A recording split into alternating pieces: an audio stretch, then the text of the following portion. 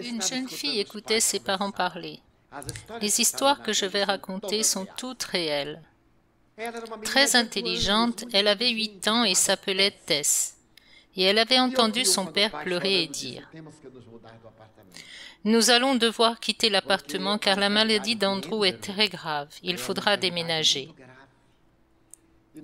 Et emménager dans une petite pièce, même si nous ne pourrons pas le faire opérer.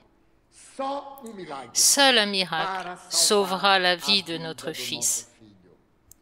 Tess entendit cela et vit son père pleurer et entendit sa mère sangloter. Elle courut dans sa chambre, prit sa tirelire, l'ouvrit, en sortit toutes les pièces, les compta, les recompta, les mit dans un sac et partit. C'était la nuit dans une ville dangereuse. Elle marcha 8 kilomètres et arriva dans une pharmacie avec un Indien à la peau rouge à la porte. Elle entra, mais le pharmacien parlait à un monsieur et ne fit pas attention à elle. Elle toussota, il continua à parler. Elle traîna les pieds, il continua à parler. Elle prit une pièce et tapa avec sur le verre du comptoir. Il cessa de parler et dit « Qu'est-ce que tu veux ? Je veux acheter un miracle. » « Petite, va-t'en, il n'y a pas de miracle ici. Je viens acheter un miracle. Ne m'ennuie pas, rentre chez toi, il est tard. »« Je veux acheter un miracle, monsieur. Vendez-moi un miracle. » L'homme trouva cela intéressant, calma sa mauvaise humeur et dit « Je parle à mon frère, ça fait 1000 ans que je ne l'ai pas vu. Il vit à Chicago et il vient d'arriver. Mais je veux acheter un miracle. Avez-vous des miracles à vendre? » « Non, mon enfant. » Le monsieur, qui était très bien habillé, s'approcha de Tess et lui demanda « Très bien. Quel est le miracle que tu veux acheter? »« C'est pour mon frère. »« Qu'est-ce qu'il a, ton frère? »« Il a quelque chose dans la tête qui grandit beaucoup. » Alors papa a dit que seul un miracle peut le sauver. Donc je veux acheter un miracle. Papa a dit qu'il n'a pas d'argent pour acheter le miracle, mais moi si. Le monsieur la regarda. « Et tu as combien ?» Elle posa les pièces sur le comptoir. « Exactement 1 $ et 11 centimes. Tu as assemblé tout ça toute seule? Et je vais tout dépenser d'un seul coup pour que mon frère reçoive le miracle. » Eh bien, j'ai le miracle. Ce monsieur était le docteur Carlton, l'un des plus grands neurochirurgiens des États-Unis,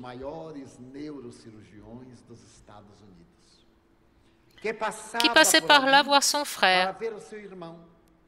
Il alla chez la petite fille, reçut l'argent, car elle voulait payer le miracle.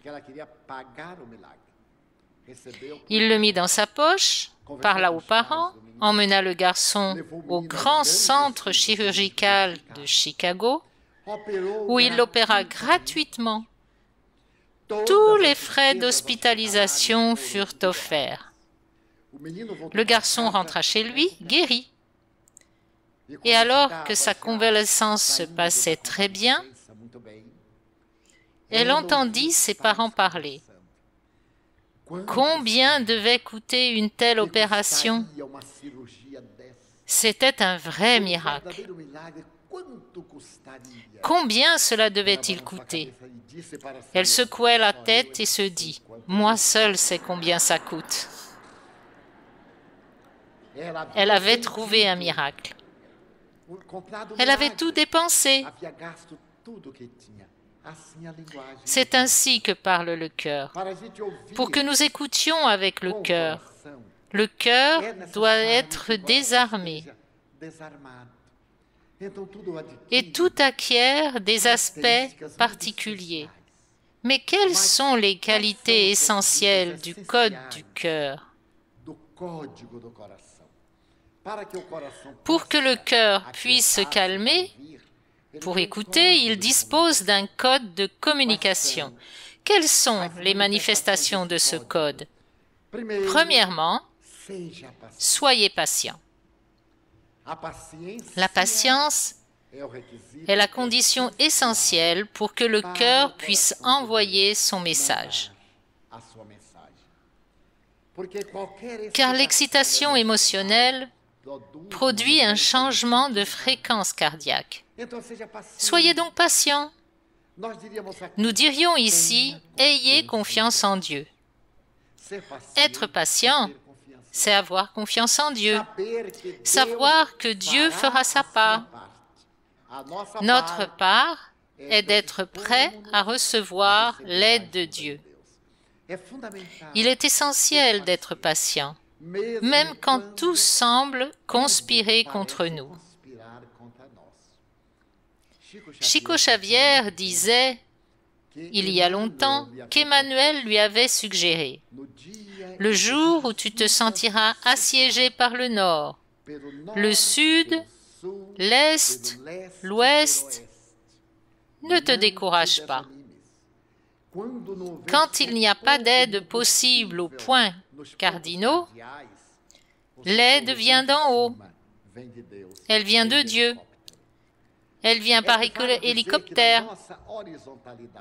Cela équivaut à dire que dans notre horizontalité cérébrale, nous regardons et disons « Non, cette fois, il n'y aura pas d'aide. Cette fois, il n'y a pas moyen. » Et une solution imprévisible tombe en parachute. Le cœur doit donc être très patient.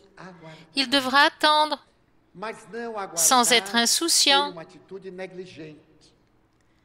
Le deuxième code du cœur est rester à l'écoute. Être patient, mais en alerte. Beaucoup disent être patient, mais ils font la sieste. Même au séminaire, la personne fait patiemment la sieste.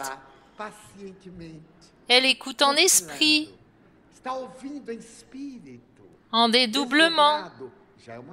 C'est déjà quelque chose, car il y en a qui sont projetés et anesthésiés dans l'au-delà. Alors, restez à l'écoute. Essayez de voir où le message de Dieu va se manifester. Essayez d'entendre la voix de Dieu, parfois dans le cri d'un enfant.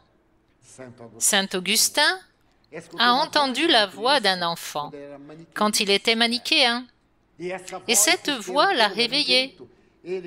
C'était un cri et il ne savait pas ce qu'était cette voix transcendantale, ou si c'était la voix occasionnelle d'un enfant. C'était la réponse de Dieu.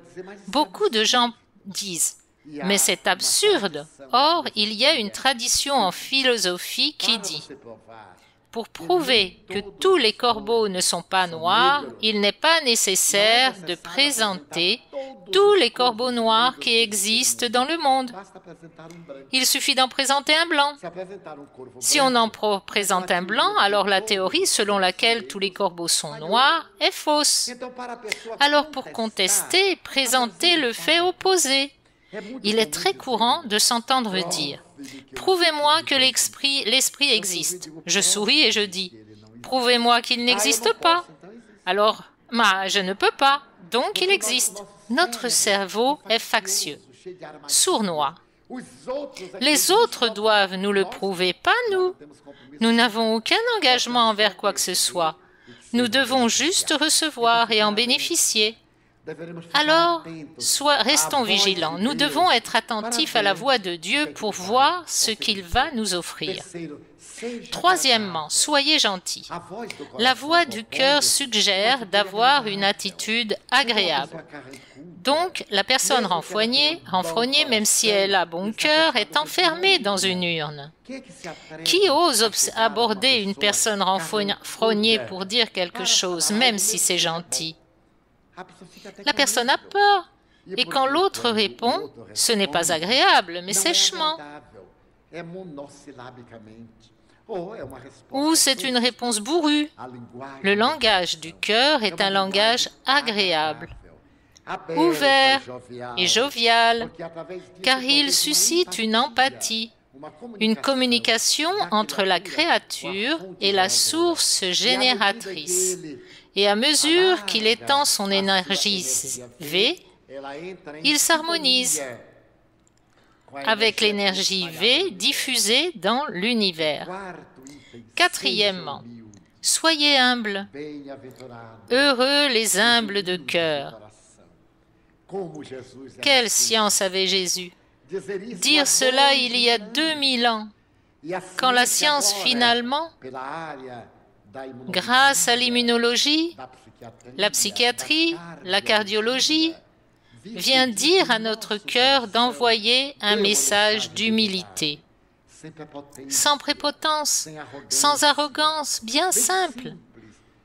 Soyez accessibles, rendez-vous accessibles. Soyez humbles. C'est le quatrième item du code du cœur et le cinquième est d'être aimable.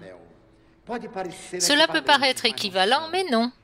Soyez une personne qui donne aussi, avant même de recevoir. Ayez deux mains, l'une qui va et l'autre qui vient. Soyez toujours prêts à répartir pour pouvoir partager. La plupart d'entre nous aiment distribuer le pouvoir, les possessions, les valeurs, le statut social de l'autre, sans partager. C'est égocentrique, c'est mesquin, c'est être avare, car l'avare ne partage pas. Alors la personne garde tout pour elle, mais il faut être bienveillant, être ouvert, car avec ces 5 items du code du cœur, il envoie des messages. Et la vision moderne cérébrale est que les neurones ne sont pas seulement dans le cerveau. Ces substances, les neuropeptides, voyagent dans tout le corps, mais nos cellules doivent avoir certaines substances chimiques pour capter le processus chimique cérébral afin de recevoir ce message chimique de notre cerveau. Donc, si nous retirons le cerveau territorial et descendons dans le cerveau non localisé, qui est le travail du cœur, le cœur enverra son énergie V à chaque partie de notre corps. Et la mémoire de nos cellules en sera si bien imprégnée qu'en cas de maladie, comme avec le cancer lymphatique du Dr Paul, il dira que ce n'était pas un cancer, c'était un problème de mémoire de mes cellules. Mes cellules savaient qu'elles devaient se répéter selon un rythme, mais elles ont accéléré ce rythme. Et elles ont perdu la mémoire de ce qu'elles devaient faire. Et une tumeur est née. Elle s'est propagée dans le sang et s'est logée dans d'autres ganglions lymphatiques. En me concentrant sur mon cœur, sa fréquence, par le rythme de la division cellulaire, s'est régulée. Les tumeurs ne pouvaient disparaître. La chimiothérapie le fit, avec la radiothérapie. La nouvelle médula commença à fonctionner de manière positive et je me suis remis, car j'ai restauré le rythme de mes cellules. Je leur ai rendu leur mémoire. Nous le découvrons quand nous manquons d'une certaine substance de neuropeptide, acétylcholine, et qui fonctionne avec notre mémoire. Quand elle commence à manquer, la maladie de Parkinson se met en place. On perd des souvenirs. On retourne à l'enfance, car c'est la mémoire qui nous fait répéter des actes. Les automatismes sont mnémoniques. Et c'est si important que des expériences ont été faites sur des paramécies, des êtres unicellulaires, en un petit groupe d'atomes. Cette cellule a de la mémoire dans ses cils. Ils communiquent entre eux. La paramécie est toujours en mouvement désordonné, mais elle porte le souvenir de la reproduction d'une union cellulaire primaire, de l'alimentation, de l'élimination, comme étant l'imposition d'une mémoire ancestrale, ce qui a conduit Carl Gustav Jung à dire qu'il existe un archétype primordial d'où proviennent tous nos archétypes, toutes nos habitudes, nos souvenirs, nos codes, nos mémoires, nos frustrations, nos conflits. Si on inclut dans tout cela la présence de Dieu, un Dieu non local, non pas ce Dieu qui est dans le ciel des nuages, mais ce Dieu global qui est en tout et en chacun, qui renvoie à la pulsation de l'univers et qui est en nous, attendant notre cheminement intérieur pour pouvoir développer tous les pouvoirs qui lui sont inhérents. Bien sûr, nous pourrons atteindre le démiurge du concept platonicien. Nous entrerons dans le logos, dans la conscience cosmique. Nous serons vraiment heureux. Le code du cœur est primordial pour comprendre la vie. Il y a de nombreuses années, j'ai lu la très jolie biographie d'une journaliste américaine que je vais résumer ici, dans une courte histoire. Ruth Stout a écrit sa biographie pour la raconter. Elle a raconté l'histoire de sa vie pour donner des conseils aux jeunes. Aujourd'hui, nous donnerons des conseils à toute l'humanité. Quand elle avait 4 ans, elle vivait en Californie dans une belle maison entourée de pelouse verte, comme il n'y en a aujourd'hui qu'aux États-Unis, surtout dans le West Side. Et elle était appuyée contre la fenêtre, à regarder ses 2 frères qui pleuraient un petit chien qui était mort. C'était un chihuahua. Elle n'aimait pas ce petit chien, car il griffait beaucoup. Mais voyant ses 2 frères attristés, elle en fut émue et se mit à pleurer. Son grand-père, qui était assis dans la pièce, la voyant pleurer, s'approcha et lui demanda « Pourquoi pleures-tu, Ruth ?»« Oh, je pleure parce que mes frères sont tristes et quand ils sont tristes, je suis triste aussi. » « Mais pourquoi cette tristesse ? Parce que notre petit chien est mort. » Le grand-père l'éloigna de la fenêtre et l'emmena à une autre fenêtre dans la même pièce et lui dit « Ruth, regarde dans le jardin, tu te souviens de ce rosier que nous avons planté au printemps ? » Oui, bien sûr. Elle sauta en courant. Arrivée devant le rosier, un bourgeon venait de s'ouvrir. Elle tint le bouton, vérifia son parfum et dit « Papa, papy, comme c'est merveilleux !» Il sourit. « Maintenant, Ruth, es-tu heureuse ? » « Oh oui, ce bouton est magnifique, je suis contente. » Alors, Ruth, retournons à l'intérieur. Une fois dans la pièce, il lui dit « Je veux te donner un conseil qu'il ne faudra jamais oublier. Dans la vie de chacun d'entre nous, il y a toujours 2 fenêtres ouvertes. Ici, on peut voir la tristesse et là, on peut voir la joie. La vraie sagesse consiste à se rappeler, quand on est à la fenêtre de la tristesse, que la fenêtre de la joie est ouverte, derrière nous. Sortir de la fenêtre de la tristesse et s'appuyer sur le rebord de la fenêtre de la joie.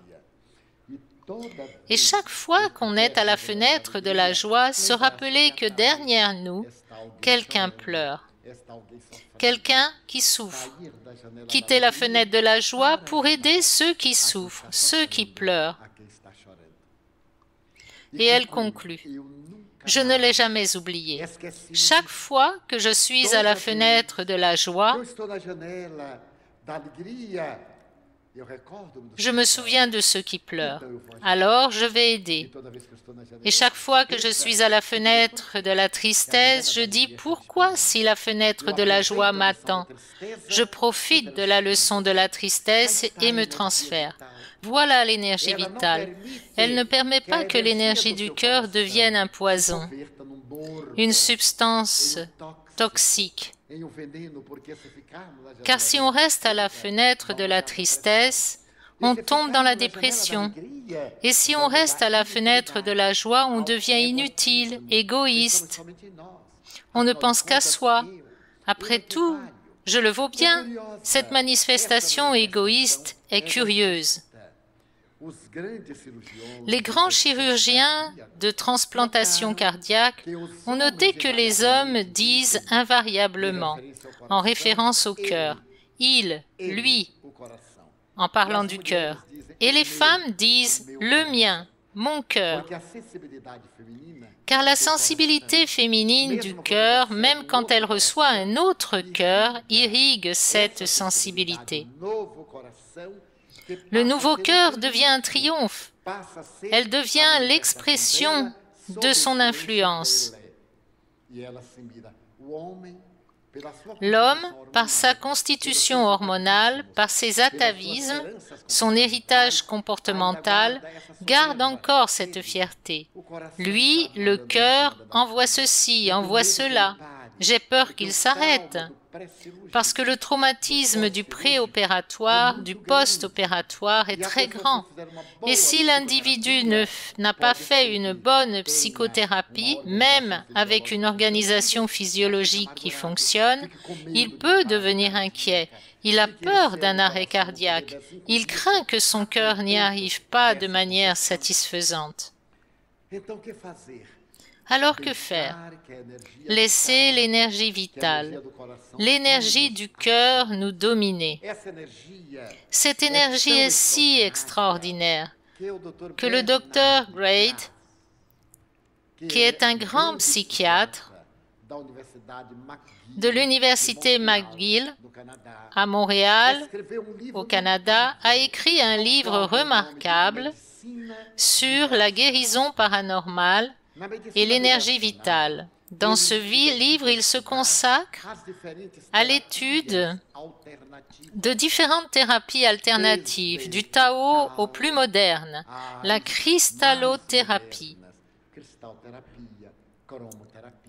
la chromothérapie, l'homéopathie, qui n'est pas alternative, elle est scientifique, mais a été tellement contestée et est désormais reconnue. Quoi qu'il en soit, il a fait des expériences pour voir si cette énergie vitale, si ce fluide peut imprégner toute chose avec de l'eau. Nous avons déjà raconté qu'il a pris des graines d'orge et les a mises dans de l'eau salée. L'eau salée bloque la germination de l'orge. Il a placé des personnes porteuses d'énergie V pour vibrer au-dessus du vase avec l'orge, avec l'eau salée, afin d'annuler son effet destructeur. Et les graines plantées ont toutes germé. D'autres qui étaient dans le récipient avec l'eau salée et qui n'ont pas reçu d'énergie n'ont pas germé. Il a pris de l'eau potable et y a mis des graines. Il a pris des personnes perturbées, des psychopathes, et leur a donné de haïr, et leur a ordonné de haïr, de vibrer contre ces graines, et les graines plantées n'ont pas germé. Alors, il a pu établir ce principe énergétique absorbé par l'eau dans le sens positif ou négatif. À partir de ces expériences, les scientifiques de Harvard sont allés examiner le pouvoir de la prière. Donc, la prière a-t-elle vraiment une action Y a-t-il un fondement à cela? Grâce aux fichiers informatiques, ils ont choisi au hasard des patients souffrant de cancer et ont demandé à un groupe de prière à San Francisco, à plus de 2000 km, de prier pour ces patients qu'ils ne savaient pas qui ils étaient. Les patients ont commencé à vraiment aller mieux. Mais ils ne l'ont su que lorsqu'ils ont décodé pour quels patients les prières avaient été faites, tandis que d'autres, dans le même service, ne faisant pas l'objet de l'expérience de prière, continuaient leur lente thérapie sans se rétablir, aussi vite que les autres. Ils ont donc considéré qu'il n'y avait pas la moindre chance d'autosuggestion. Ils sont passés au deuxième niveau d'expérience. Les patients sauraient que quelqu'un priait pour eux. Et le résultat était encore plus surprenant. Statistiquement, ils se sont améliorés plus que les précédents et bien plus que ceux pour qui on n'avait pas prié. Ils ont poursuivi avec un troisième niveau d'expérience. Les patients savaient qu'on priait pour eux et ils allaient aussi prier. C'était le message envoyé à quelqu'un de réceptif qui s'est connecté à Dieu. Récupération a été très surprenant, dépassant le niveau 0 de quelqu'un qui ne priait pas, le niveau 1 pour qui on priait sans qu'il le sache, le niveau 2 pour qui on priait et il le savait. Alors ils ont prouvé statistiquement que cette émission d'énergie V, cette cinquième force, interpénètre les cellules, leur fait retrouver la mémoire perdue. Elles récupèrent leur équilibre. Elles se rétablissent, retrouvent la santé, expulsent les valeurs et les facteurs qui mènent aux maladies et créent un grand bien-être chez l'individu. C'est fascinant à observer, car cela nous ouvre des horizons bien plus vastes. Alors, la docteure Candace Pert, l'une des plus grandes autorités en matière de santé mentale aux États-Unis, neuroscientifique, a établi qu'on ne peut plus dire « mon esprit, mon corps ». Esprit et corps sont des processus d'interaction corps-esprit. Qu'on le veuille ou non, notre esprit dynamise notre corps ou détruit notre corps. Selon notre tonique vibratoire, nous sommes dans tout le corps. L'esprit n'est pas seulement dans le cerveau, il s'irradie. Et au fur et à mesure qu'il rayonne, son contenu énergétique rayonne aussi. La docteure Candace Pert s'est rendu compte que les patients qui se laissaient contaminer, entre guillemets, par ce rayonnement, que le cœur absorbait et déversait dans la circulation sanguine, jouissaient d'une meilleure qualité de vie. Car l'important n'est pas d'aller bien. Qu'est-ce que c'est aller bien? C'est quand la maladie disparaît momentanément? Mais qu'en est-il de la qualité de vie que vous menez, votre confort moral, votre paix spirituelle, car vous allez avoir une autre maladie? Ainsi, le docteur Bernie Siegel, cancérologue, a établi que quand quelqu'un meurt, la médecine n'a pas perdu un patient, la médecine a rendu la vie meilleure jusqu'au moment de la mort. Cela lui a donné une meilleure qualité de vie, a prolongé sa vie. Je me souviens de gens que je connaissais il y a 50 ans quand il n'y avait pas de pénicilline, quand il n'avait pas d'AZT, quand il n'y avait pas de traitement pour la maladie de Hansen. Dans mon pays, les gens pourrissaient vivants de la lèpre, car ils prenaient de l'huile de chaumou gras. Ils prenaient des produits qui étaient des placebos. Mais après les années 1940, avec l'émergence de substances spécifiques, combien de porteurs de la lèpre se sont rétablis? L'humanité n'a plus à subir tant de dégénérescence organique, bien qu'elle continue dans sa perversité. Les tuberculeux, j'avais un frère qui était mort d'une double pneumonie dite galopante, car il avait eu une très forte fièvre à la suite d'un choc thermique. Il transpirait et avait appris la pluie. C'est ce qu'on disait à l'époque. Et il est mort d'une mort atroce par asphyxie, une hémiplégie violente. Et devant nous, il est tombé mort. Alors combien de ressources la médecine nous donne aujourd'hui? Je me souviens de ma mère, avec de telles douleurs. Il n'y avait que du café et de l'aspirine pour diminuer la souffrance et un autre produit. Aujourd'hui, on a même une spécialité médicale sur la douleur. On a des études spécifiques sur la douleur, une discipline pour en découvrir les gènes. Et on peut donc atténuer les afflictions. J'ai un ami atteint d'un cancer de la prostate dans un état élevé. Il prenait une substance américaine qui bloquait sa douleur sans lui ôter son discernement. Il me disait, « Divaldo, je me sens mieux que quand j'étais soi-disant en bonne santé. Car maintenant j'ai un cancer qui va me tuer. » Et ça l'a tué en moins d'1 mois, du fait d'une terrible métastase. Mais je ne ressens absolument rien. Alors on est heureux de vivre à cette époque, mais notre cerveau reste égoïste. Il ne le reconnaît pas. Il en veut toujours davantage, même si on ne le mérite pas. Si on ne fait pas le nécessaire, on reste belligérant.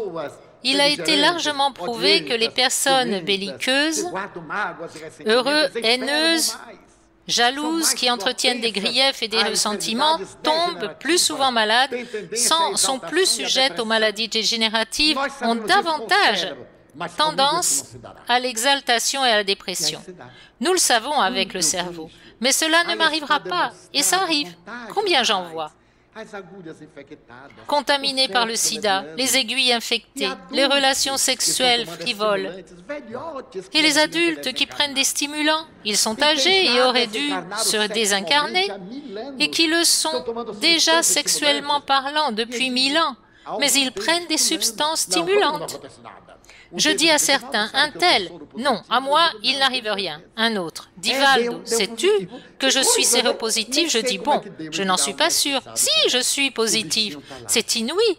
Je ne sais pas comment. Ah, le médecin sait que la bestiole est là. Elle est si sympathique. Ce virus qui jette tant de sympathie pour lui. Car il discipline, et tant de gens sont indisciplinés. Bon, maintenant, je ne vaux plus rien, que les autres soient damnés, et ils contaminent les autres, le cerveau sans cœur. Ces gens n'écoutent pas leur cœur, le message de tendresse qu'ils leur envoient. Alors que nous avons tout reçu de Dieu, grâce à la science nous facilite tant la vie. La technologie est si agréable. Mon Dieu, je me demande comment dans le passé je n'avais pas chaud. Sans ce truc de ventilateur, d'eau réfrigérée, dès que je sors de l'air conditionné de l'avion, j'ai chaud. Ça n'a rien à voir avec l'âge, car à la vieillesse, on n'a pas chaud, on a toujours froid. Alors j'ai chaud. Comment ai-je pu vivre à Ferrari Santana sans avoir chaud? Quand j'y vais aujourd'hui, je m'évente, je souffle. La technologie m'a rendu dépendant. Là où je travaillais, il n'y avait pas de ventilateur, il n'y avait rien. Seules des fenêtres ouvertes, il n'y avait pas de courant d'air, les courants d'air de l'avenue 7, où il y a l'horloge de Saint-Pierre, en cravate, en veste, à la machine à écrire, et je ne transpirais pas. Mais comment est-ce possible? Est-ce parce que j'étais jeune? Non, il y avait des gens âgés. Dieu merci, tous en uniforme, et ils n'avaient pas chaud. La technologie a changé nos habitudes, car je ressens une chaleur terrible. Mais comment aller au lit sans jeter un œil à la télévision? Sinon on ne dort pas, n'est-ce pas? Juste un petit coup d'œil, et je vois un crime. J'éteins et j'emporte le crime au lit. Et je fais un cauchemar. Comme la technologie nous a enrichis, comme on est riche de connaissances aujourd'hui. Mais comme on a peu développé le sentiment, la compassion, la miséricorde, la solidarité, la compréhension fraternelle, comme nous y sommes si peu parvenus. J'aimerais rappeler l'histoire d'un petit garçon de 6 ans, nommé Billy, qui a ému l'Amérique. Et Billy était en train de mourir de leucémie à San Francisco. Quand sa mère apprit qu'il n'avait plus que quelques heures à vivre, 2 jours tout au plus, elle fut bouleversée. Et au chevet de son fils, il lui dit, « Maman, quand j'irai mieux, je veux être pompier. » Émue, elle regarda son fils. Il n'allait pas guérir. Et voilà qu'il choisissait un métier aussi risqué. Elle sortit et appela les pompiers. Elle raconta son histoire au pompier qui lui répondit. « Je voudrais faire une demande spéciale. Pourriez-vous venir ici demain et prendre mon garçon avec moi, le mettre dans le camion de pompiers et faire le tour du pâté de maison pour lui donner cette émotion ?» Le pompier dit « Je peux faire bien plus que ça. S'il vit jusqu'à mercredi, 4 jours plus tard donc, vous pourrez l'amener ici. Donnez-moi ses mensurations et je lui ferai faire un uniforme, une cape et des bottes en plastique, un chapeau. On fait tout ça ici. Ensuite, nous l'habillerons en pompier et lui remettrons un diplôme de pompier. Il sera pompier non officiel. Nous ferons une cérémonie en son honneur. Elle dit, mais vous le ferez vraiment? Oui, car je suis le commandant des pompiers. J'ai l'habitude de répondre au téléphone quand je peux. Je ferai donc bien plus que cela. Émue, elle pria son fils de faire des efforts. Dans 3 jours, tu iras au corps des pompiers recevoir ton diplôme. Ils acceptent maintenant les enfants. C'est vrai, maman? Il survécut jusqu'au mercredi. Elle l'emmena, ils l'habillèrent, puis les pompiers s'alignèrent. Il reçut son diplôme, il fut photographié, la télévision était là pour filmer. Car c'était quelque chose d'inhabituel, et il resta là. Il y eut un appel. Alors ils demandèrent, « Veux-tu venir? » « Oui, je veux bien. » Et il monta dans une de ces voitures avec l'échelle rotative. La sirène sonnait, habillé en pompier, il était devant. Il y eut 3 appels. Il alla dans une ambulance, dans la voiture du commandant et dans la dépanneuse qui transportait la grande échelle. Donc il se vit vraiment en pompier. De retour chez lui, il allait mieux. Il devait mourir immédiatement, mais il survécut encore 3 mois grâce à cette énergie d'émotion. Il était en soins intensifs maintenant, et il était vraiment en train de mourir. L'infirmière en chef appela ses parents pour dire qu'il était mourant. Ce ne sera pas long. Elle se souvint qu'elle l'avait vu à la télévision. Alors elle appela les pompiers et dit, « Vous souvenez-vous de cet enfant, ce petit garçon pompier? Oui, il est mourant. Vous ne pourriez pas venir avec une voiture avec la sirène déclenchée pour qu'il puisse l'entendre? S'approcher de l'hôpital? Je pourrais faire bien plus que ça.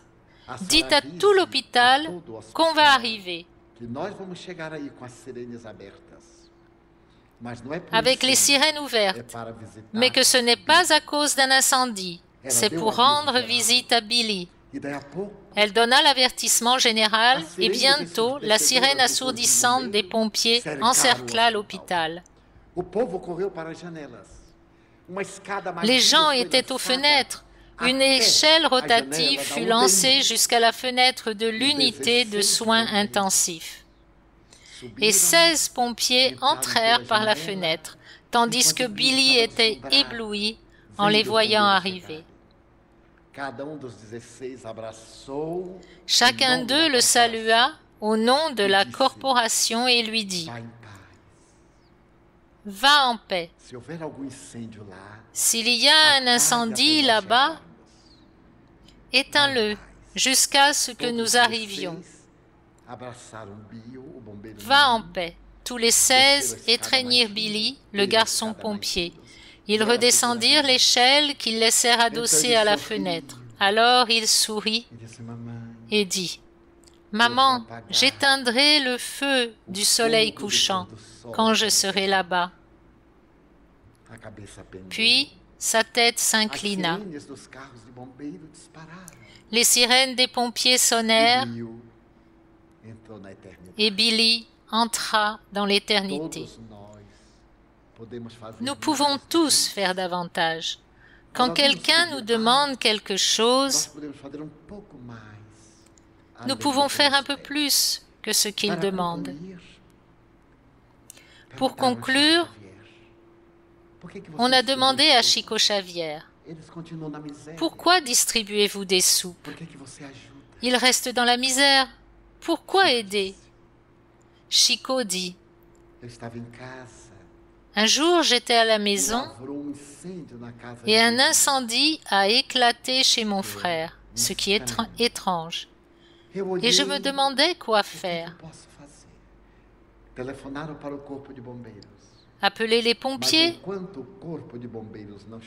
Mais tant que les pompiers n'arrivaient pas, je jetais des verres d'eau. C'était tout ce que je pouvais faire. Ainsi, tant que la solution au problème n'arrive pas, faisons un peu notre part et nous aiderons. Nous allons maintenant faire notre pause. Et pour parler de cœur, je me souviens d'une vieille histoire que nous connaissons presque tous.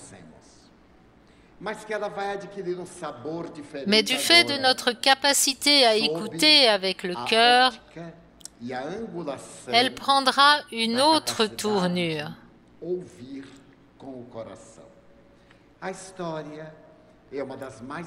L'histoire est l'une des plus belles pages qui soit dans la littérature portugaise infantile et s'intitule « Le doux miracle » de Essa de Queiroz.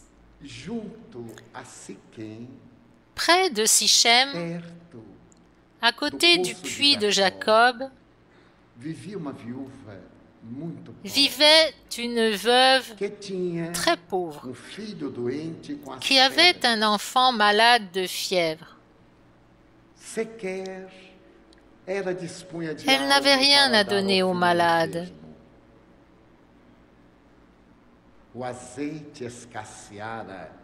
Dans la lampe d'argile rouge, l'huile était basse. Après le marché, elle n'avait rien trouvé. Elle n'avait plus rien pour alimenter son fils. Le veuvage l'avait surprise d'une manière cruelle. Il ne restait qu'elle, son fils et la misère. Ce jour-là, alors qu'elle n'avait toujours pas allumé la lampe, elle était à la fenêtre et regardait la terre aride, incrustée de soleil. Elle revoyait toutes ses douleurs quand son fils fiévreux se mit à dire, presque délirant, « Maman, je voudrais voir Jésus. » Sa mère le regarda avec une profonde angoisse et répondit, « Jésus est bien loin, mon fils, et notre douleur est avec nous. » Oh maman, je voudrais tant voir Jésus, dont j'ai entendu parler au puits de Jacob, lui qui aime les petits-enfants. Je sais que s'il me touchait la tête, j'irais mieux. Mon fils, c'est si difficile de trouver Jésus. Très tôt ce matin, j'ai vu Obed, qui est riche et qui, passant avec ses serviteurs, frappait de porte en porte pour trouver Jésus, sans succès. Septimus est puissant dans l'armée. Il a beaucoup de soldats. Sa petite fille est malade et il l'a déjà cherchée jusqu'au septentrion et il n'a pas trouvé Jésus. Je suis si pauvre et si seule que si par hasard je pars à sa recherche et que j'arrive à la porte des villas, les chiens vont m'attaquer, me mordre et m'arracher la vie. Et je n'aurais pas trouvé Jésus. Mais le garçon, d'une voix plaintive, répétait « Maman, je veux voir Jésus. Je suis sûre que si Jésus apparaît, ma fièvre, ma douleur disparaîtront. » La pauvre veuve regardait tendrement son fils, enveloppé de haillons, et comme il ne comprenait pas que Jésus était très loin, elle continua à pleurer. À la tombée de la nuit, elle alluma la lampe qui scintillait dans un modeste pot d'argile rouge. Et le garçon disait de temps en temps, « Maman, je veux voir Jésus. Jésus est très loin, mon garçon, et il ne viendrait jamais dans notre misérable maison, ce taudis de douleur et d'abandon, pour voir le fils d'une veuve seule et pauvre, oublié de Dieu. Maman, j'ai entendu dire que Jésus est bon.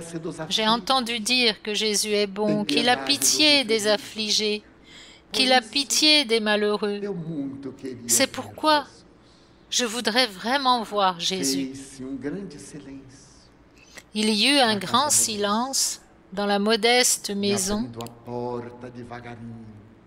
et ouvrant lentement la porte, une voix dit doucement, « Je suis Jésus. » Il entra et toucha la tête de l'enfant fiévreux, qui s'endormit en paix.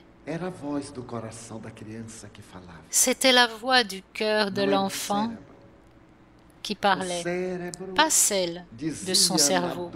Le cerveau disait dans la douleur de la mère angoissée qu'il était très difficile, que Jésus, qui était si loin, qui était si recherché, puisse venir dans cette hutte et cet antre de douleur.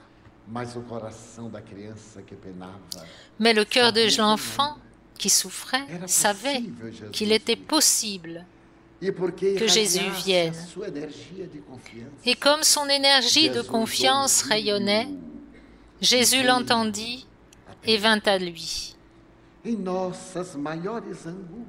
Face à nos grandes angoisses, quand la raison nous dit qu'il n'y a d'autre alternative,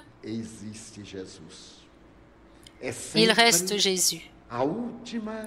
C'est toujours la dernière et la plus admirable alternative pour apprendre à écouter avec le cœur. Nous devons créer des habitudes. Nous sommes habitués au silence pour écouter le cerveau, à analyser la raison, présenter les paramètres du problème et déchiffrer l'inconnu qui s'y trouve.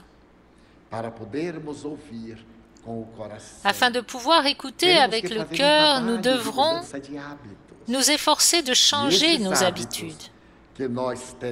Et ces nouvelles habitudes que nous devrons acquérir se présentent sous 7 aspects. Tout d'abord, se calmer. Le cœur qui bat dans un climat de quiétude a un meilleur rythme. Les chercheurs en musicothérapie ont trouvé comment produire des messages musicaux au rythme cardiaque avec les paroles d'un poème composé de 3 syllabes, 2 syllabes douces et une forte, de sorte qu'elles produisent un certain rythme d'harmonie. D'abord, se calmer. Se calmer, c'est s'abandonner à Dieu. Se laisser résoudre, le laisser résoudre ce qui nous échappe.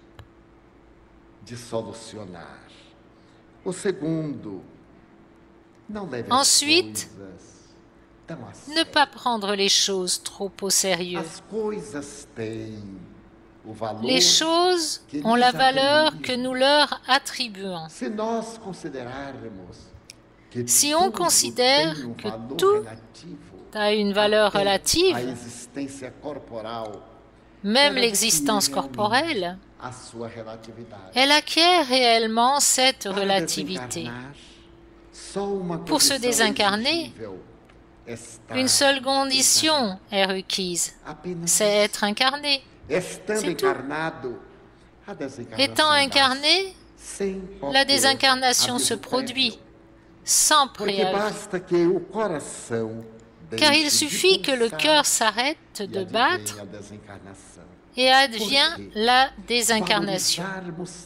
Pourquoi accordons-nous tant de valeur aux petites choses? Pourquoi valorisons-nous tant de frictions, tant de choses que nous pouvons dédaigner pour ne pas nous affliger de tant d'amertume? Quand on sait que tout passe, la blessure d'aujourd'hui sera un souvenir désagréable demain.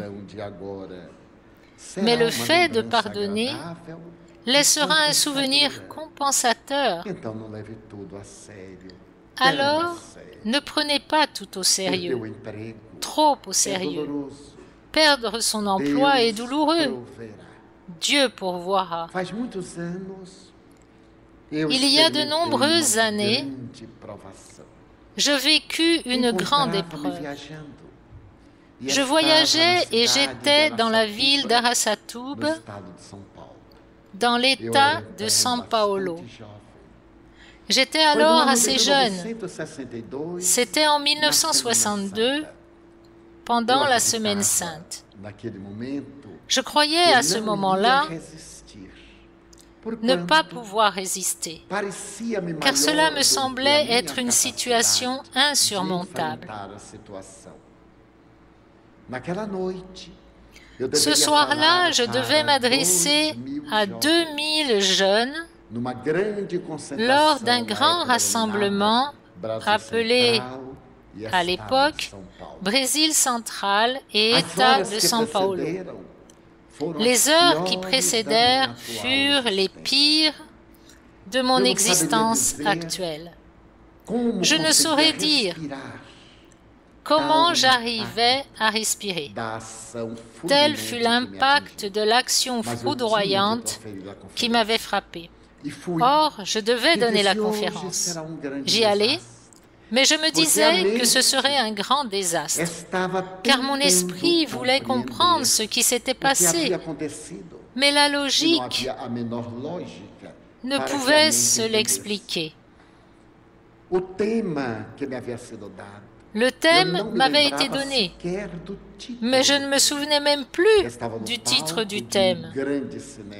La scène d'une grande salle de théâtre était pleine de jeunes de 16 à 30 ans.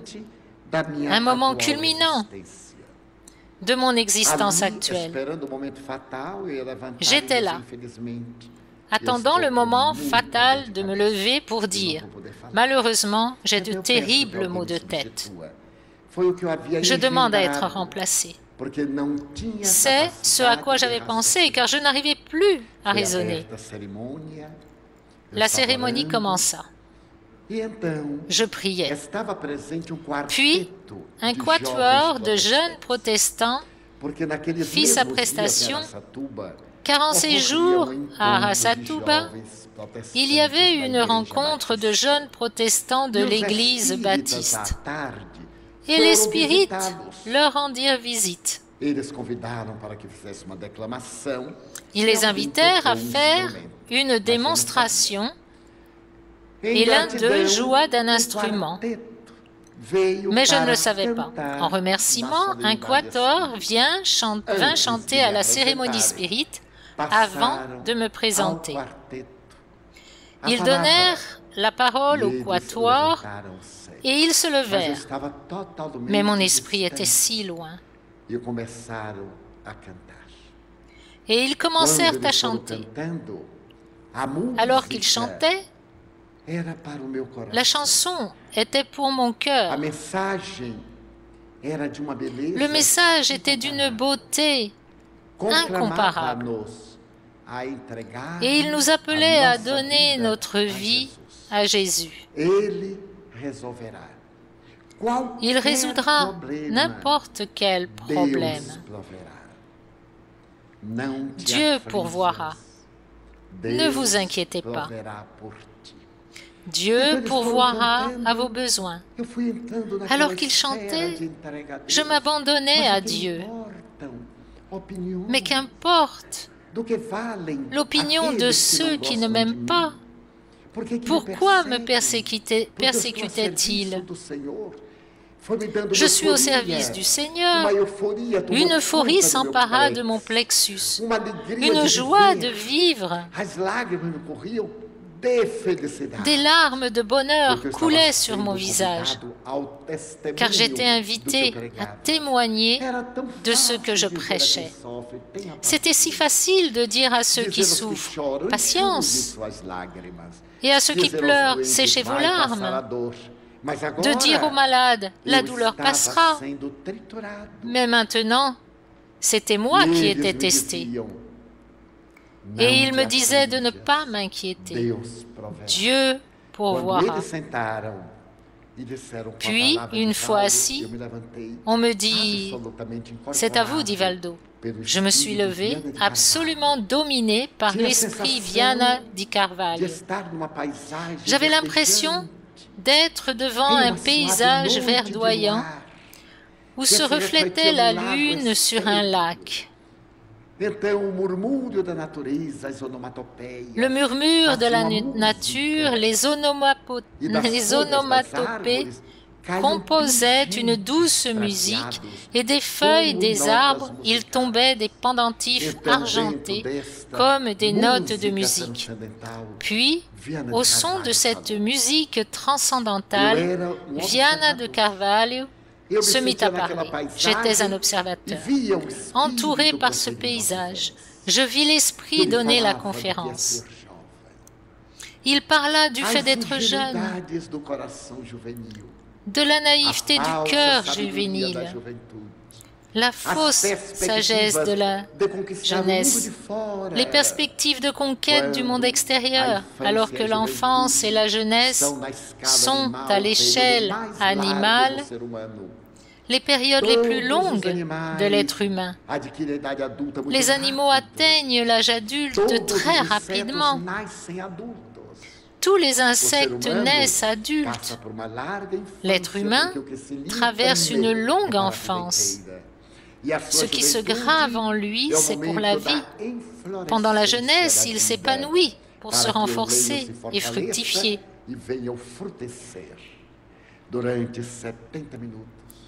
Pendant 70 minutes, cet ami béni parla des perspectives d'avenir, de la tâche des jeunes.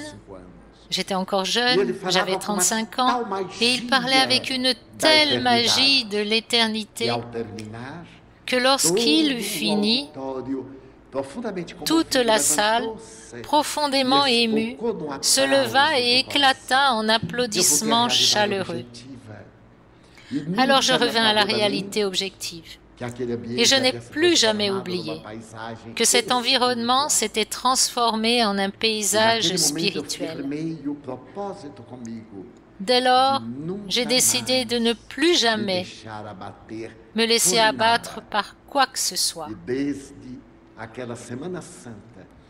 Et depuis cette semaine sainte de 1962, plus jamais je ne me suis permis d'être déprimé. Je peux avoir un choc émotionnel, être surpris par ce qui est désagréable, mais je dois surtout ne pas détourner mon cœur du bien, du devoir, de la vérité. Ne valorisez pas le mal, dit l'esprit Marco Prisco, car le mal a la valeur que vous lui donnez, et il se nourrit de la vitalité que vous lui prêtez. Par conséquent, pour entendre le cœur, il faut se taire, ne pas se justifier. Plus on se justifie, moins on a raison. Ceux qui ont raison, taisez-vous. Ce qui nous en renvoie au dicton. Pendant que le chien aboie, la caravane passe. La voiture passe, le véhicule passe, et les chiens errants suivent en aboyant.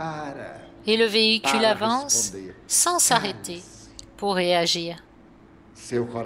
Taisez-vous, et votre cœur vous parlera. Il vous dira ce dont vous avez besoin pour vous nourrir.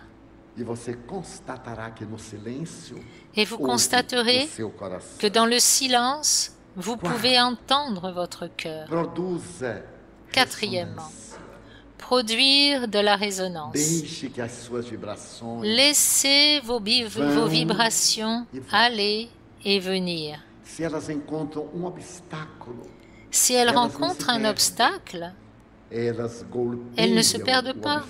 Elles heurtent l'obstacle et reviennent comme une résonance qui vous vivifie. Il y a des gens qui me disent « je reçois des passes » et je ne ressens rien. Ce sont des gens réactifs. Sai Baba, avec une belle image, disait « Certaines pierres restent dans l'eau de mer pendant des millénaires. Et si on les casse, elles sont sèches à l'intérieur. Une pierre ponce, si on la laisse prendre la rosée et qu'on la casse, elle est humide à l'intérieur, car elle est poreuse. Donc, une personne réactive ne percevra pas l'énergie V, le fluide, le magnétisme. Mais rien ne se perd. L'énergie se heurte et revient, comme l'eau qui frappe une pierre et n'y pénètre pas. Elle revient. Nous avons dit que l'eau est très réceptive à l'énergie qui vient du cœur. Un scientifique japonais en 1998 fit des expériences singulières. Il prit de l'eau potable qu'il photographia avec un puissant microscope. Peu après, il demanda à une personne possédant l'énergie V d'étendre ses mains sur la plaque où se trouvait la goutte d'eau et de lui transmettre la bioénergie. Et il photographia. L'eau avait transformé ses molécules en cristaux formant des dessins géométriques d'une harmonie incomparable. Il photographiait une goutte d'eau avant, présentant une réaction irrégulière, floue, et peu après, la même goutte, ayant reçu de l'énergie, attirant des molécules et formant des dessins d'une grande beauté. Alors, produisons la résonance. Quand nous avons des problèmes avec des enfants difficiles, asseyons-nous au bord de leur lit quand ils dorment et laissons notre cœur les illuminer. Si l'un sort dans la rue et ne revient pas, si l'autre a une relation dangereuse et ne nous écoute pas, si notre partenaire est rebelle, ingrat, exigeant, insensé, s'il s'enfonce dans l'alcoolisme comme mécanisme d'affirmation, si notre partenaire frivole est à un pas du gouffre, car c'est à la mode d'être infidèle et d'avoir plusieurs relations simultanément, taisons-nous. Les mots ne vont qu'augmenter les discussions. Si on fait appel à la raison, l'autre donnera les siennes.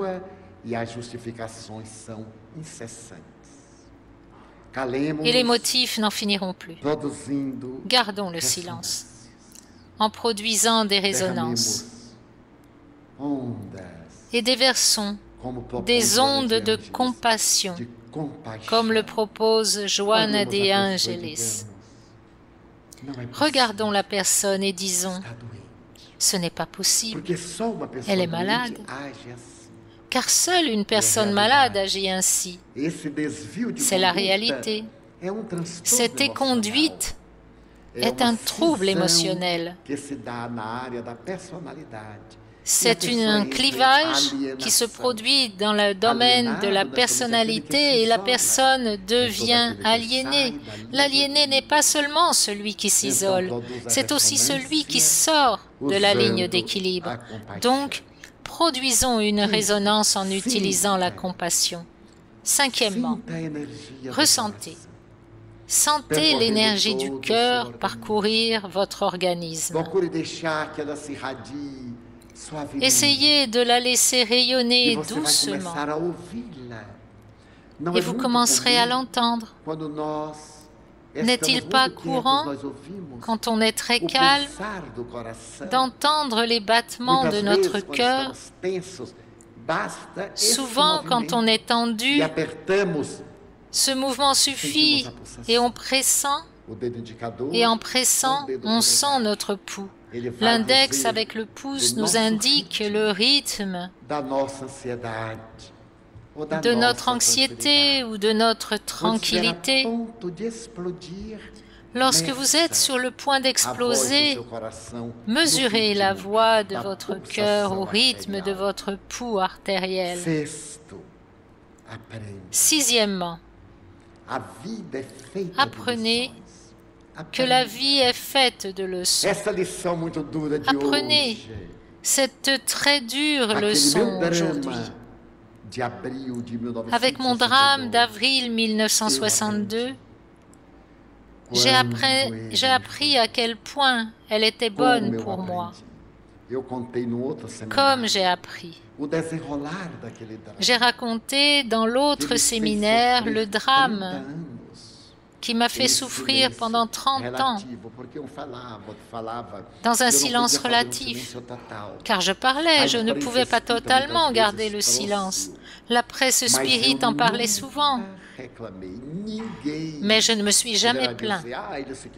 Nul ne pourra dire « Ah, il s'est plaint à moi », parce que je ne me suis jamais plaint. Plus tard, j'étais dans une ville de São Paulo, curieusement près d'Araçatuba, Comme je l'ai dit dans l'autre séminaire, et c'est bien de le répéter, car ça peut aider quelqu'un avec un autre problème.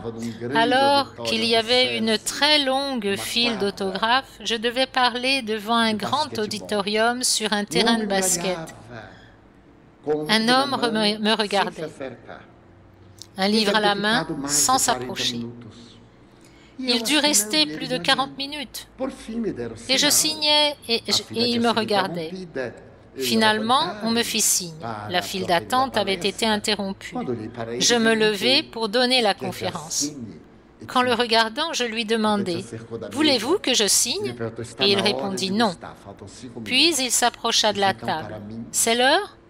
« Oui, plus que 5 minutes. » « Alors, pour moi, 5 minutes suffisent. Est-ce que vous me connaissez, Divaldo? »« Non, je ne crois pas.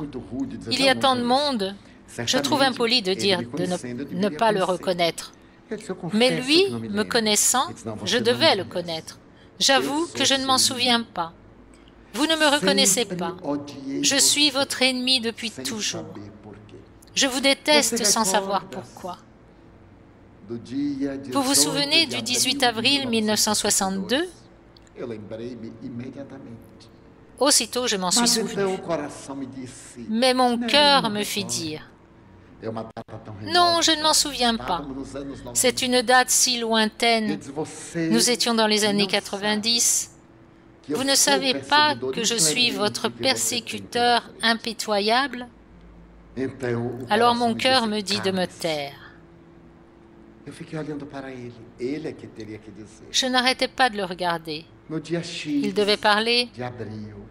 Tel jour du mois d'avril, on s'est réunis. Un tel et un tel pour décréter votre ruine. Les deux autres étaient de très bons amis à vous. Mais moi, je vous détestais déjà. J'ai suggéré de faire cette réunion. Je vous ai vu, jeune homme, parler et une terrible aversion s'est emparée de moi. Je devais vous détruire, mais nous avons décidé de vous démoraliser. Et nous avons rédigé une lettre. Un tel m'a demandé de l'écrire, ce que j'ai fait. Et je l'ai envoyé à la Fédération Spirit brésilienne. En avez-vous eu connaissance? Vaguement. J'ai la lettre. Mais j'ai dit vaguement. Eh bien, au moment de signer la lettre, quelque chose a dit, le cœur, tu viens de rédiger la sentence de ta disgrâce. Et je n'ai plus jamais été heureux. J'avais perpétré l'un des crimes les plus odieux, la calomnie, en toute conscience, pour que vous soyez bannis. Je restais silencieux en résonance. Je regardais cet homme qui m'avait fait souffrir pendant 30 ans et que je n'avais jamais vu. Alors je me disais, je rachète un crime d'une incarnation passée. Pas envers lui, car je ne ressentais pas d'antipathie à son égard. Il n'avait causé aucune émotion en moi, ni positive ni négative. Donc je me dis, comme il doit être heureux, car les 30 années ont passé. Elles m'ont secoué, mais ne m'ont pas détourné du chemin. Alors il me dit, je me suis marié. Le jour de mon mariage, en pleine lune de miel, ma femme a eu une crise de schizophrénie. Elle m'a rejeté du lit conjugal. Après cette crise, elle dut être internée en psychiatrie. Quand j'ai appelé les urgences, quelque chose me dit, « Tu payes le mal que tu as fait à Divaldo. » Ce n'était pas le cerveau, c'était le ressenti. Et je me suis dit, ça ne fait rien, je paie, mais je le détruis. Quand vous passiez par cette région, je venais vous écouter pour rire de votre malheur. Mais vous étiez toujours gros, joyeux.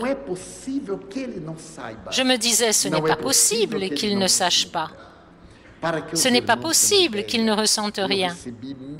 Pour vous donner une idée, j'ai reçu 1018 lettres de faux amis m'accusant avec des grossièretés, des vulgarités.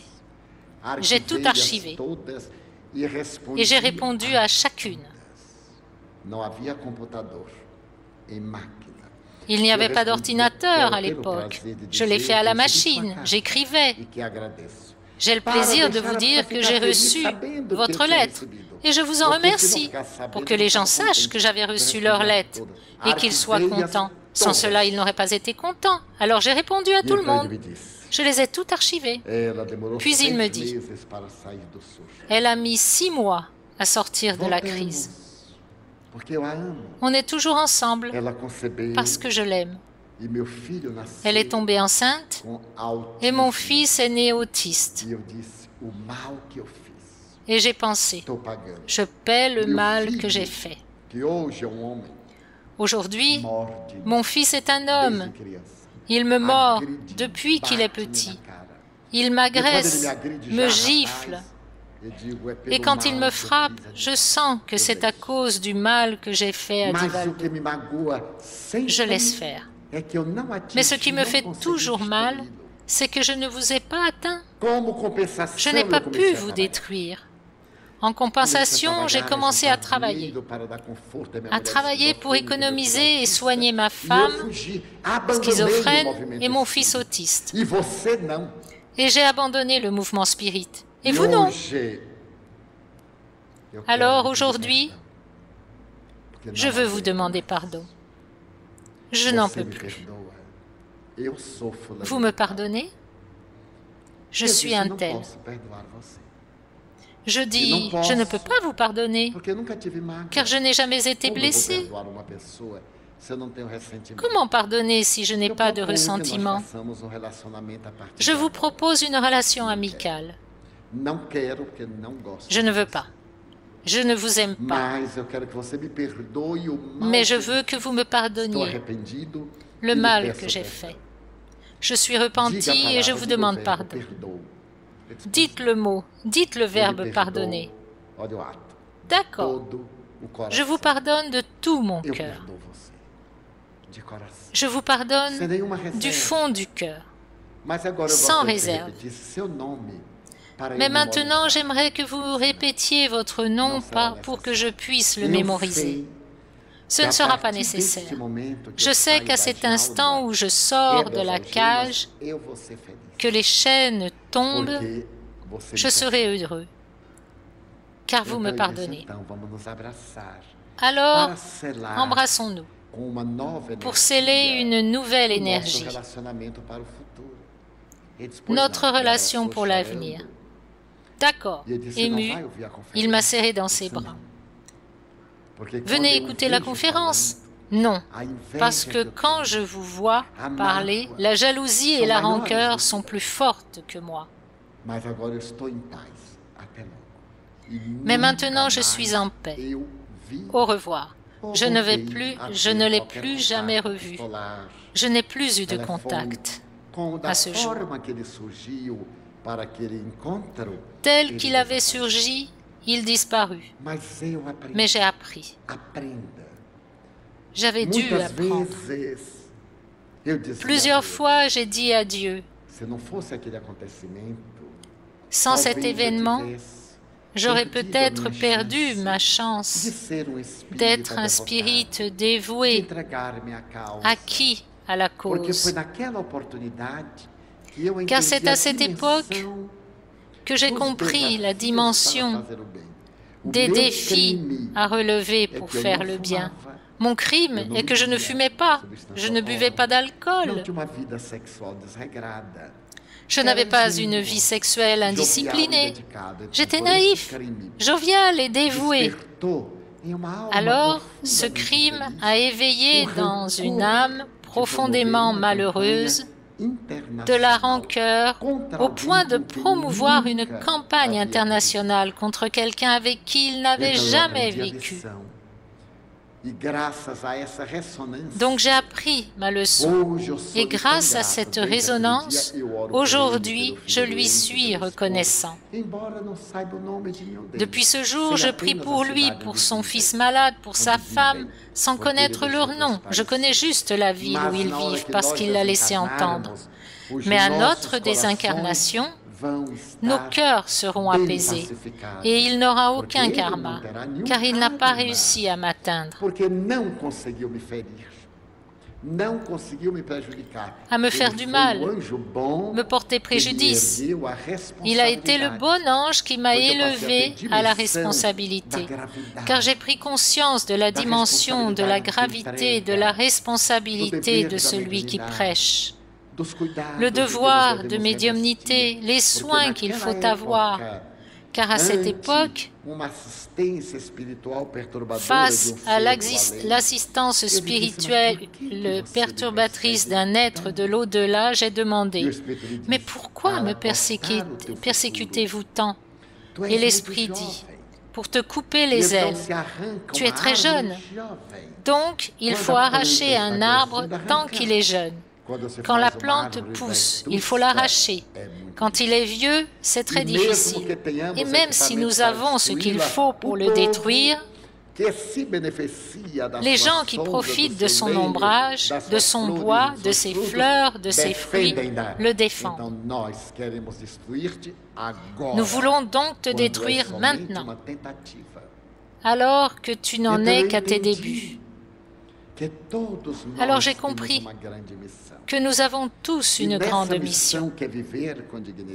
Et cette mission, qui est de vivre dignement, fait que les opposants surgissent de partout, du passé, du présent, pour perturber notre progrès. Ne laissons pas le mal nous faire du mal et apprenons sans ressentiment. Avec joie. Ceux qui fréquentaient notre institution à cette époque ne l'ont jamais su, sauf l'un ou l'autre qui l'avait lu dans la presse spirit ou ailleurs et qui avait découvert que quelqu'un ne m'aimait pas. Toute personne publique peut être détestée, applaudie ou une source de passion, mais il doit suivre son chemin. D'où la voix du cœur que j'écoute toujours. Face aux situations les plus pénibles. Et le 7e item, connectez-vous à votre cœur. Écoutez-le. Écoutez-vous et connectez-vous pour être connecté à la source génératrice qui est Dieu. Alors vous verrez comme votre cœur représente maintenant le nouvel organe par lequel les sentiments élevés de l'esprit s'extériorisent, à travers lequel les énergies rayonnent. Et nous verrons dans les gravures catholiques qu'il se trouve toujours un cœur rayonnant de Jésus. Le cœur rayonnant de Marie, c'est singulier. Un peintre a certainement conçu son œuvre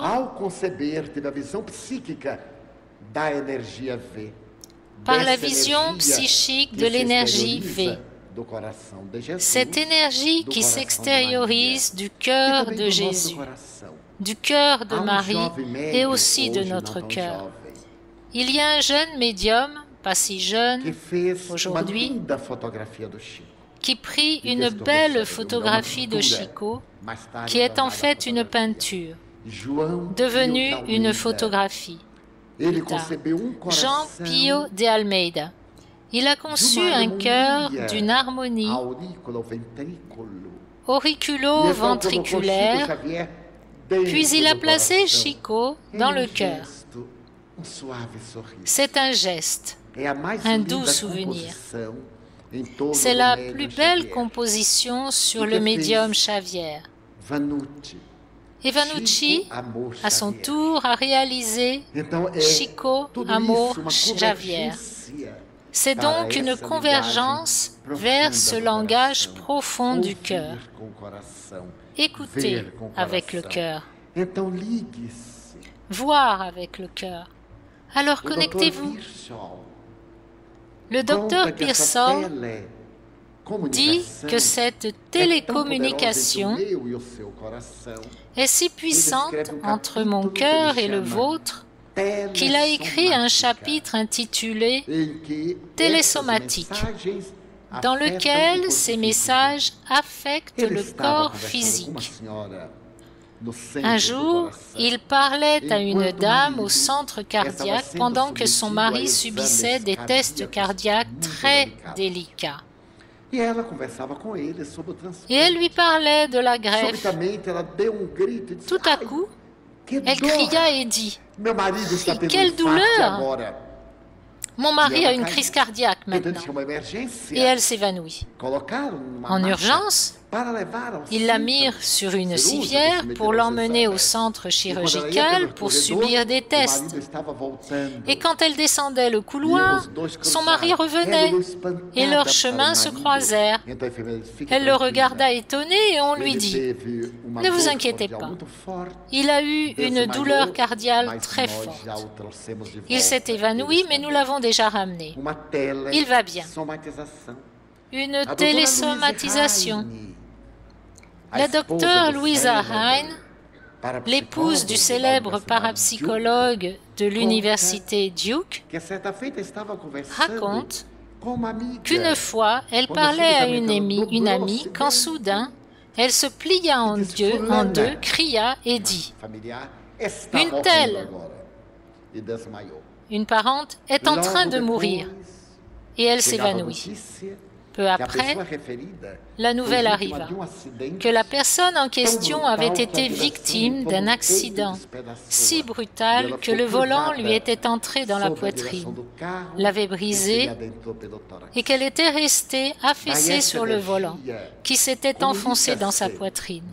Donc cette énergie communique, donnant également ses présages, ses nouvelles, que la voix du cœur puisse produire des guérisons.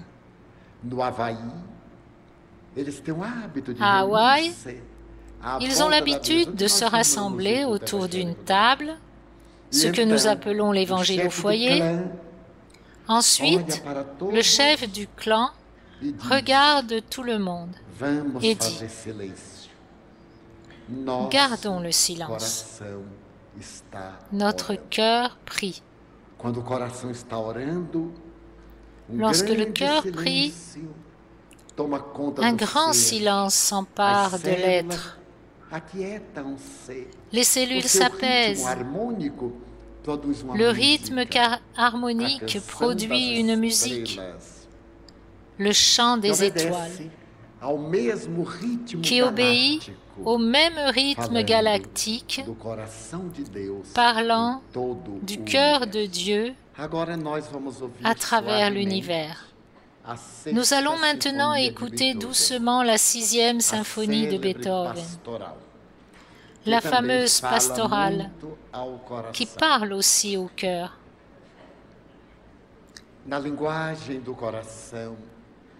Une histoire vraie révèle le langage du cœur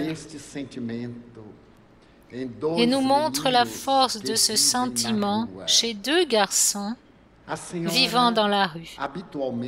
Une dame les voyait souvent mendier. Une pièce de ci, une pièce de là, pour pouvoir se nourrir.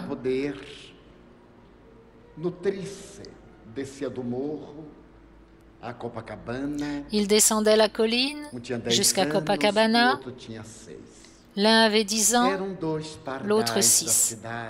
C'étaient deux moineaux de la ville dans le langage poétique du désincarné Umberto de Campos. Un jour, cependant, cette dame fut émue. Ce n'étaient pas exactement deux vagabonds, mais juste deux garçons sans foyer.